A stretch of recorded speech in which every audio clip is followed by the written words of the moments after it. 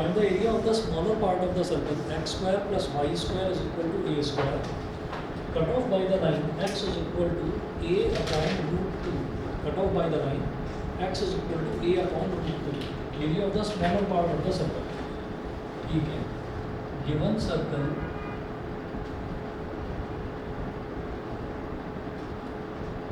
is x square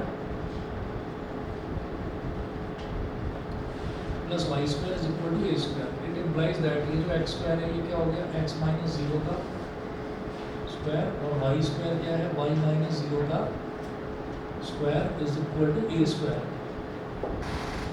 is equal to a square. ये हो गया.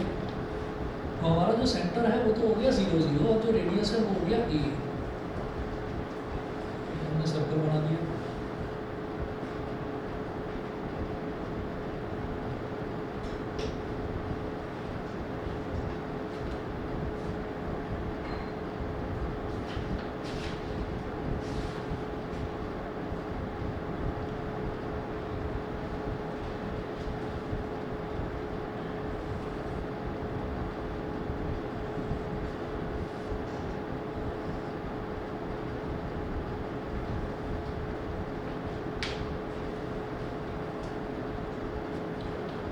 ये वाला जो पॉइंट है ये वाला पॉइंट यहाँ पर क्या हो जाएगा a y एक्सिस पे. ये y है, ये x डैश है, ये x है और ये y डैश है. तो ये वाला जो पॉइंट है ऊपर ये तो a हो जाएगा क्योंकि रेडियस a है ना भाई. सर्कल का रेडियस तो a दे रखा है ना. अब वो बोल रहे हैं कि यहाँ पर find the area of the smaller part of the circle this cut off by the line x is equal to a upon root 2. अब जो लाइन है ये है x is equal to a upon root 2. तो x is equal to a upon root 2. x में भी अगर मैं देखूँ तो a तो यहाँ पर लाई करेगा. अब वो बोल रहे हैं a अपॉन रूट 2. तो ऑब्वियस सी बात है a upon root 2 a upon 2 इधर आ जाएगा. ठीक है. रूट 2 से बड़ा है या 2 से छोटा है? रूट 2 सबसे बड़ा है या छोटा? छोटा है ना. तो अगर डिनोमिनेटर आप ये देखिए ये a अपॉन 2 है और ये a अपॉन 1.4 है. रूट 2 की वैल्यू 1.414 होती है. 1.4 लेंगे तो डिनोमिनेटर अगर छोटा है तो ओवरऑल फ्रैक्शन थोड़ा कम आता है. नहीं गलत बोल रहा हूँ. डिनोमिनेटर अगर छोटा है तो ओवरऑल फ्रैक्शन ज़्यादा आता है, बड़ा आता है ना. डिनोमिनेटर जितना बड़ा होगा वैल्यू ओवरऑल उतनी छोटी होगी. तो a अपॉन 2 अगर इधर है तो a अपॉन रूट 2 इधर होगा. यहाँ मैं मेंशन कर रहा हूँ a अपॉन 2. तो a अपॉन रूट 2 इस तरफ होगा क्योंकि डिनोमिनेटर छोटा है तो ओवरऑल फ्रैक्शन की वैल्यू जो है वो बड़ी होगी. समझ गए? ठीक है. इसीलिए इसको थोड़ा सा इस तरफ करा है कि आधे से इस तरफ करा है. और यहाँ एक लाइन ड्रॉ कर लीजिए जो a अपॉन रूट 2 को टच करती हुई जा रही है इस तरह से. ये a अपॉन 2 हटा दिया और यहाँ पर मैं लिख रहा हूँ कि ये वाला जो हमारा पॉइंट है ये हो जाएगा a upon root 2. a upon root 2. ठीक है. हम ये जानते हैं कि x इज इक्वल टू, यही हमारी इक्वेशन है, x is equal to a upon root 2. ठीक है. तो x इज इक्वल टू अगर समथिंग है, मान लीजिए x इज इक्वल टू 4 है तो x में आपको क्या करना है 4 स्टेप बढ़ना है और 4 स्टेप बढ़कर y एक्सिस के पैरेलल एक लाइन ड्रॉ कर दीजिए. मान लीजिए y इज इक्वल टू 6 दे रखा है तो y में 6 स्टेप बढ़िए आगे और वहाँ से x एक्सिस के पैरेलल एक लाइन ड्रॉ कर दो. ठीक है. तो वो बोल रहे हैं कि find the area of the smaller portion cut off by this line and this circle. तो स्मॉलर पोर्शन मतलब मेरे को ये वाला एरिया बता दो भाई. समझ में आया कि नहीं? समझ गए? अच्छा जी. तो ये वाला एरिया मैं कैसे बताऊंगा? मुझे ये पता चल जाए बस, ये वाला पॉइंट पता चल जाए. ये वाला पॉइंट तो मैं जानता ही हूँ. ये वाला पॉइंट क्या है a,0 ये तो मैं जानता ही हूँ. ये वाला पॉइंट पता चल जाए तो इस वाले पॉइंट के लिए भी क्या मेहनत करने की ज़रूरत है. ये a अपॉन रूट 2 तो है ही. ठीक है. तो a upon root 2 x coordinate तो यहाँ पर कहीं पर भी चले जाइए. एक्स कोऑर्डिनेट तो ये रहेगा ना a अपॉन रूट 2. भाई वाई एक्सिस ये पूरी की पूरी एक लाइन है, वाई एक्सिस के पैरेलल लाइन है. तो यहाँ पर आप इधर जाओ इधर जाओ इधर जाओ, एक्स की वैल्यू तो यही है ना a अपॉन रूट 2. तो आगे पीछे जाओगे तभी चेंज होगी एक्स की वैल्यू. तो a अपॉन रूट 2 है यहाँ पर वैल्यू. ठीक है. आप कॉमा लगाकर आपको y की वैल्यू अगर देखनी है तो वो कैसे बताएंगे? ये पॉइंट जो है इस पॉइंट को हमने कैपिटल A बोल दिया और इस पॉइंट को कैपिटल B बोल दिया. तो आपको जब ये एप्लीकेशन ऑफ इंटीग्रल वाला जो पार्ट है इसमें आपको फिगर ज़रूर बनाना होता है. तो इसलिए मेरे को y की वैल्यू निकालनी है, लेकिन क्वेश्चन सॉल्व करते हुए ज़रूरत नहीं पड़ने वाली उसकी कुछ भी। तो हम ये कहेंगे to find out the coordinates, लिखिएगा to find out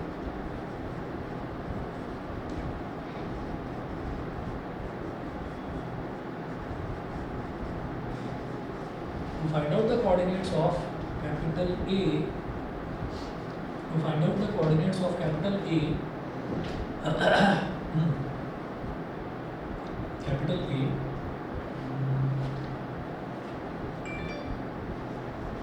let us solve x square plus y square is equal to a square and x is equal to a upon root two. भाई दोनों का मीटिंग पॉइंट है ना, ये line और ये circle का कर्व, तो इसका मीटिंग पॉइंट है। तो x की value a upon root two यहाँ पर रखकर y की वैल्यू निकाल लो।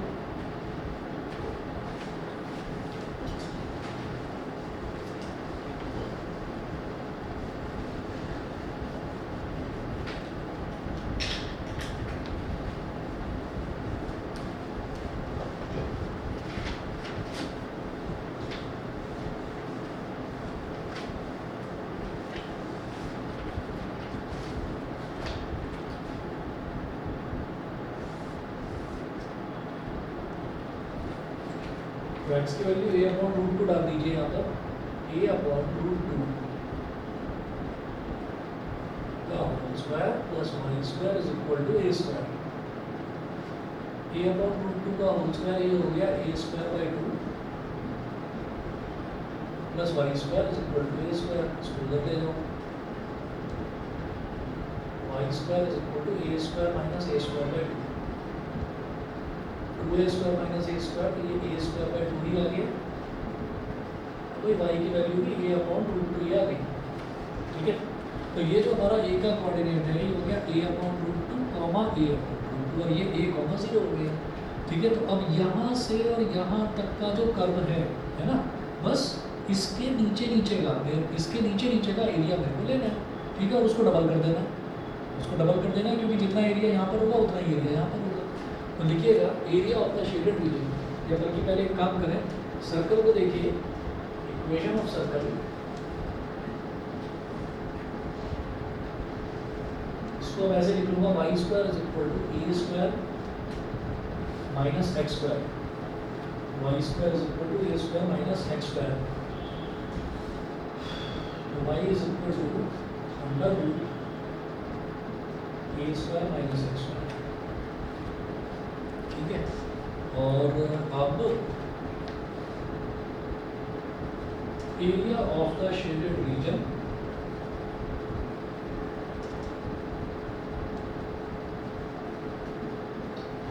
Area of the shaded region is equal to integration, कहाँ से कहाँ इंटीग्रेट करना है वो देखिएगा। हमारी x की value a upon root two से a तक जा रही है, x की value a upon root two है यहाँ पर, और यहाँ पर a है, तो a upon root two a। ठीक है, और फिर यहाँ लिखेंगे y dx, और y की वैल्यू कितनी आएगी, under root a square minus x square, a upon root two a under root a square minus x square dx, under root a square minus x square. हाँ जी, बताइए इसका क्या होता है।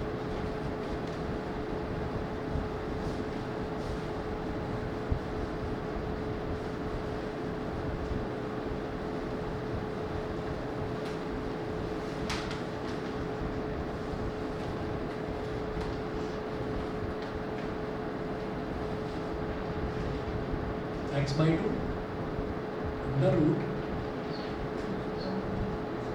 a square minus x square plus a square by two sine inverse x upon a। ठीक है, lower limit a by root to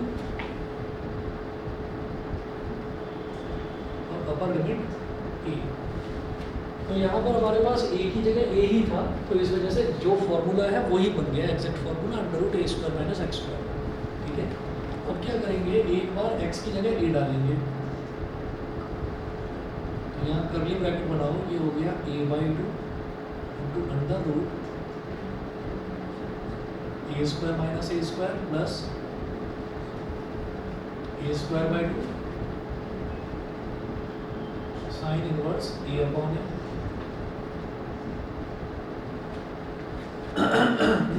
minus integration x की जगह आप a अपॉन रूट 2 डालेंगे तो a अपॉन रूट 2, ये 2 तो था ही नीचे, है ना। अच्छा, और under root a square minus a upon root 2 का square plus a square by 2 sine inverse a upon root 2 और ए नीचे था ही, ब्रैकेट क्लोज। इधर ए स्क्वायर से ए स्क्वायर कट गया, ये 0 हो गया, इधर ए से ए कट गया, ये 1 हो गया। तो ए स्क्वायर बाई 2 और ये बन गया sine inverse 1, sine inverse 1, sine के टेबल में 1 कहाँ आता है, पाई बाई 2 पर, ये पाई बाई 2 हो गया, माइनस ये ब्रैकेट ए अपॉन 2 रूट 2 और a square under root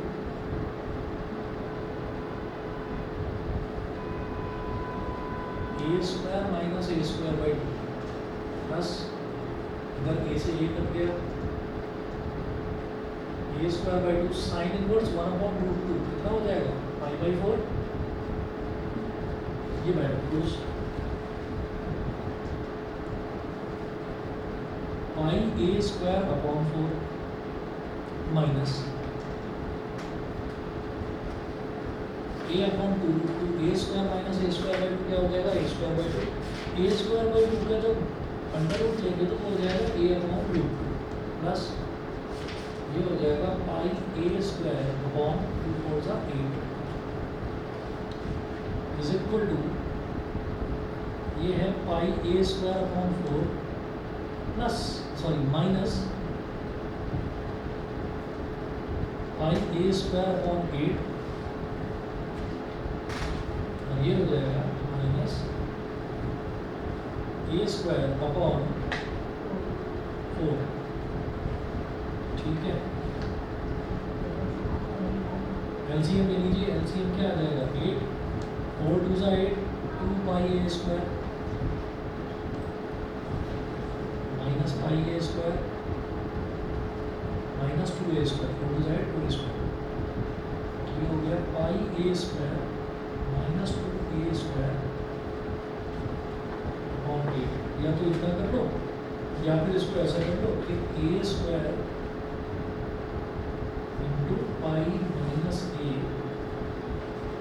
upon 8 square units. Sir pi minus 2 होगा ना, pi minus 2 sorry pi minus 2 ये होगा, ठीक है। अच्छा, अभी ना एक मीटिंग एंड होगी तो रिज्वाइन कर लेना आप, सेम आईडी और पासवर्ड से रिज्वाइन कर लेना।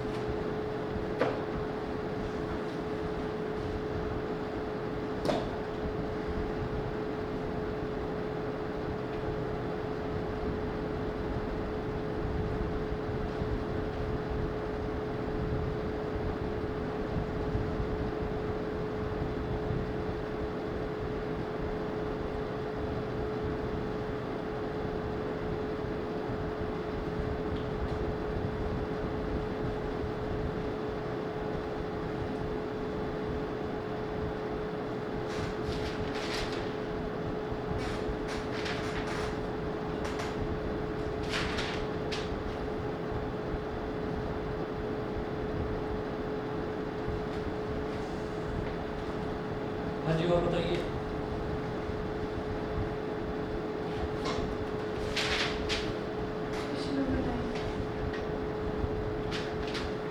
नहीं पूछते तो ये वाला मैं करवा दूँ। चलिए जी, क्वेश्चन नंबर 9 देखिए।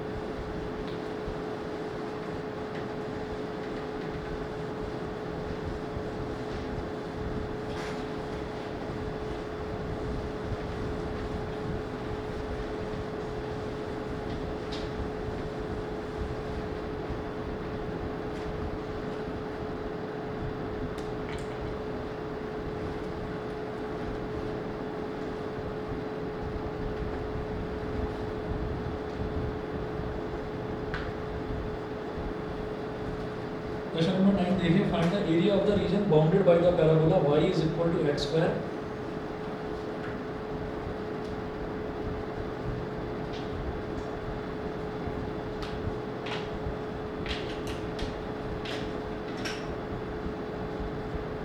y is equal to x square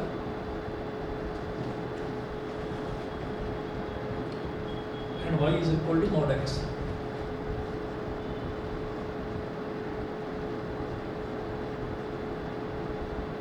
Y is equal to x square and y is equal to mod x.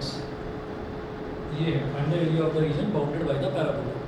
तो जब हमको ये दे रखा होता है y is equal to x square, तो हम ये जानते हैं कि ये यहाँ पर x का तो स्क्वायर आ रहा है और y एज इट इज आ रहा है, ठीक है ना. तो जब भी x का स्क्वायर आ जाए और y वाली टर्म आ जाए तो हमारा कौन सा पैराबोला बनता है बताएंगे? अपवर्ड, याद है भूल गए? अपवर्ड पैराबोला बनेगा ये ठीक है. जैसे राइट वर्ड जो ये वाला पैराबोला होता है, ये वाला पैराबोला कब बनता है? जब y square is equal to 4ax होता है, तो उसमें क्या मिलता है? y स्क्वायर और x मिलता है, ठीक है. लेफ्ट वर्ड पैराबोला कब मिलेगा? जब ये होगा y square is equal to -4ax, ठीक है. इसी तरीके से जब x square is equal to 4ay, तो x square is equal to 4ay मतलब x का स्क्वायर और y एज इट इज, तो वो अपवर्ड मिलेगा. अगर मान लो ये -y होता या y के साथ मान लो कुछ और मल्टीप्लाई हो रहा होता, मान लो -2y होता, तो भी कोई दिक्कत नहीं. y के साथ अगर नेगेटिव वाला टर्म आ रहा होता और x का स्क्वायर होता तो फिर वो डाउनवर्ड बनता, ठीक है. चलिए जी, अब इसकी बात करते हैं. y is equal to mod x की, तो मॉड x जो है इसका ग्राफ ऐसे बनेगा. पहले तो इसका ग्राफ बनाना है. y is equal to -x when x is less than 0 and plus x when -x when x is less than 0 and plus का x when x is greater than equal to 0, ठीक है. अब इसके बाद इसमें x is less than 0 and when x is greater than equal to 0, ये y की value. उसके बाद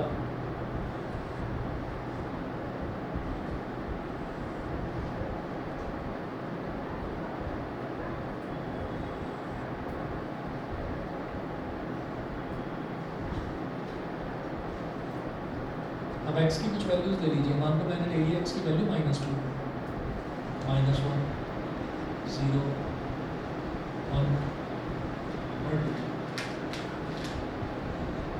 ठीक है. तो जब अपने x की वैल्यू -2 ली तो y की वैल्यू क्या हो जाएगी? -2, वो भी +2.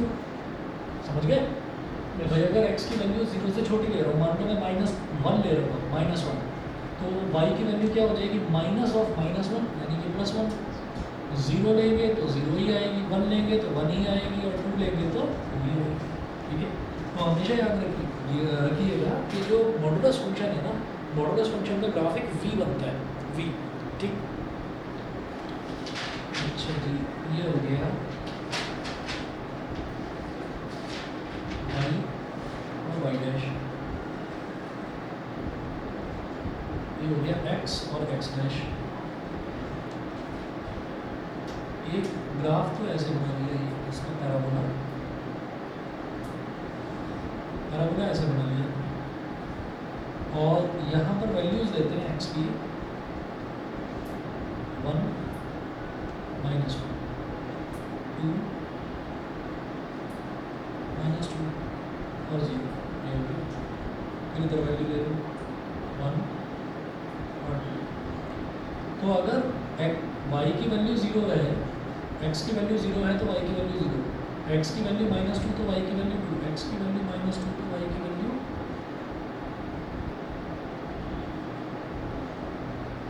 एक डॉट यहाँ पर. x की वैल्यू -1 तो y की वैल्यू 1, एक डॉट यहाँ पर. x की वैल्यू 1 तो y की वैल्यू 1, एक डॉट यहाँ पर. x की वैल्यू 2, y की वैल्यू 2, एक डॉट यहाँ पर. इस तरीके से, ठीक है जी. तो ये हमारा ऐसे. अब यहाँ पर इसको इससे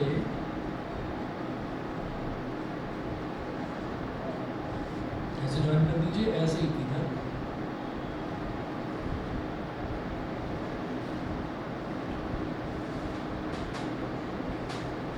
सही है? अच्छा जी, तो मुझे जो है ना एक तो ये वाला पॉइंट निकालना है और एक ये वाला पॉइंट निकालना है, सही है? और हम इसमें कभी भी ये कंफ्यूज मत होना कि अच्छा ये पैराबोला अगर कट मार के यहाँ से निकल गया, ऐसा नहीं होगा। पैराबोला जो है वो मतलब गहरी फिगर होती है, ठीक है? तो वो कॉन्केव एक फिगर होती है, तो अगर आप उसके साथ में मॉडुलस फंक्शन का कॉम्बिनेशन लेंगे तो मॉडुलस फंक्शन जो है वो ऊपर ही लाई करेगा, स्ट्रेट लाइन हमेशा ऊपर लाई करेगी और कर्व नीचे से गुजरेगा। भाई गहरा है ना, तो कर्व नीचे से गुजरेगा। अच्छा जी, अब जरा देखिएगा, उन्होंने क्वेश्चन नंबर 9 में पूछा गया है हमसे, find the area of the region bounded by the parabola and this graph. तो ये वाली जो इधर वाली जो लाइन है, इधर वाली लाइन को मैं बोलूँगा y is equal to x, ध्यान देना। ये वाली लाइन होगी y is equal to x और इधर वाली लाइन होगी y is equal to minus x, ठीक है? लेकिन ये जो कर्व है ये बराबर रहेगा हर जगह y is equal to x square, तो ये कर्व एक जैसा ही रहेगा, y is equal to x square.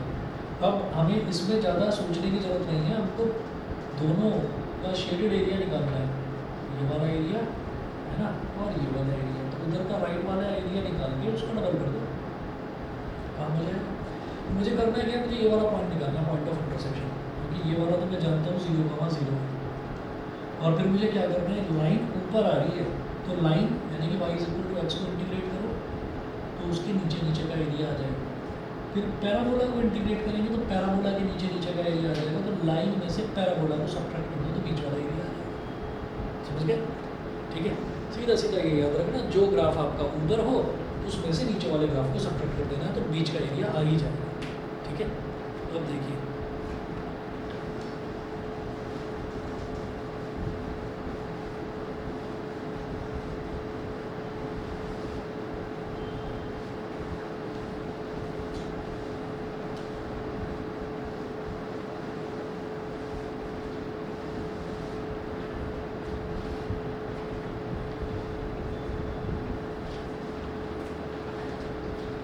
ठीक है, तो पहले तो ये पॉइंट ऑफ इंटरसेक्शन निकाल दो, ये तो जीरो, इसको तो ओ बोल दिया ओरिजिन को, इस पॉइंट को ए बोल दो। तो let us solve.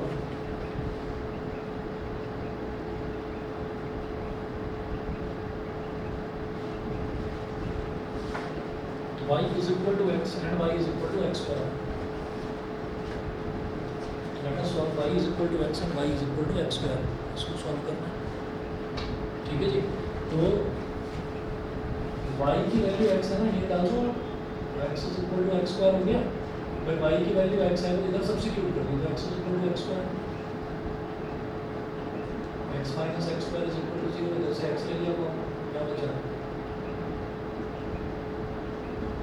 Minus x is equal to 0, तो इधर x इज इक्वल टू 0 और minus x is equal to 0, x is equal to 0 और x इज इक्वल टू 1। तो वैल्यूज आ गई, x की वैल्यू 0 आ गई और x की वैल्यू 1 आ गई। ठीक है, तो x की वैल्यू 0 इधर आई हुई है। ठीक है, अब इस जगह जब मैंने निकाली x की वैल्यू 0, सॉरी x की वैल्यू 0 या फिर 1, तो ये जो है ना इसकी वैल्यू 1 है, 1। समझ गए? तो इसका मतलब क्या है कि ये जो ग्राफ है, ये मतलब जो पैराबोला है, पैराबोला थोड़ा सा इस तरीके से था कि ये 1 पे ही टच करते हुए ये जो लाइन है ये इस तरीके से जा रही है। ठीक है, तो कोई दिक्कत नहीं, x की वैल्यू 1 आ गई ना इस पॉइंट पर, तो y की वैल्यू भी तो बनी आएगी क्योंकि y is equal to x है। ठीक है, y की वैल्यू भी तो बनी आएगी, ये हो गया। अब area of the shaded reason,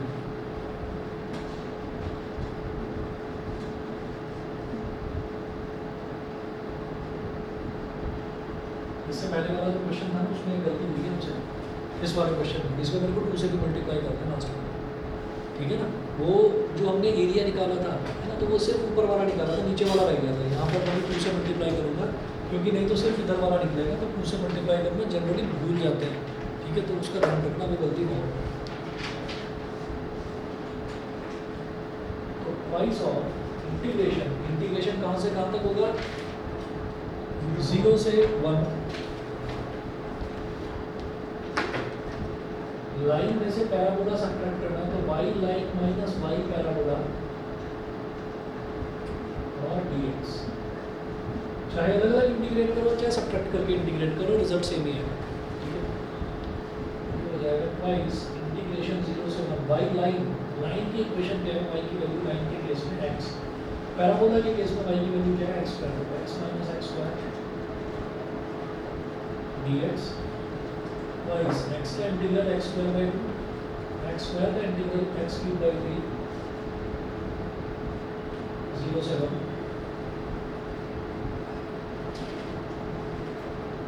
1 square by two minus 1 cube by 2 minus 0 square by 2 minus 0 cube.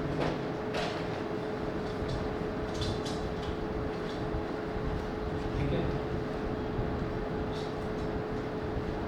1 by 2 minus 1 by 3, तो 3 minus 3, 3 1 3, 3 minus 2 upon 6, 1 by 6 is 0,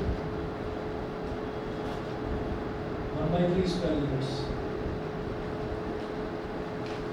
1 by 3 square units। बताइए जी, क्लियर है सभी को? ठीक है। अच्छा, एक चीज़ मैं आपको बता देता हूँ, जैसे मैं पहले भी बताया था मैंने कि मैं 3 दिन का ऑफ रखूँगा, 23, 24 और 25 का। तो प्रोग्राम में मामूली सा चेंज है, ऐसा भी हो सकता है कि मैं कल का भी ऑफ रख दूँ, मतलब मैं 3 दिन का नहीं, मैं 4 दिन का ऑफ रख सकता हूँ। ये कंफर्मेशन मैं आपको कल सुबह दे दूँगा। और अभी क्लास के दौरान इसलिए बता रहा हूँ क्योंकि कुछ बच्चे या तो मोबाइल फ़ोन यूज़ नहीं करते हैं या उनके पेरेंट्स यूज़ करते हैं। तो मतलब नेक्स्ट जब भी ट्यूशन में है वही मैसेज जरूर पढ़ते हैं, ऐसा ना हो कि कोई बच्चा आ रहा है घर बंद मिले और फिर वापस आए, ठीक है ना? क्योंकि उधर आपकी एंट्री भी फिर हो नहीं पाएगी, एंट्री करोगे तो कोई अप्रूव कर पाएगा, ठीक है। मैं आपको कल सुबह तक कंफर्म बता दूँगा, या तो लूँगा कल की क्लास, तो भी नहीं भी लूँगा तो लूँगा, ठीक है। हाँ,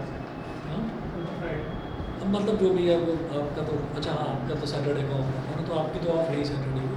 फिर भी मैं बता रहा हूँ कि मैंने 22, 23, 24, 25 हो सकता है, 23, 24, 25 का तो था ही, ठीक है। चलिए जी, फिर आज इतना ही करते हैं।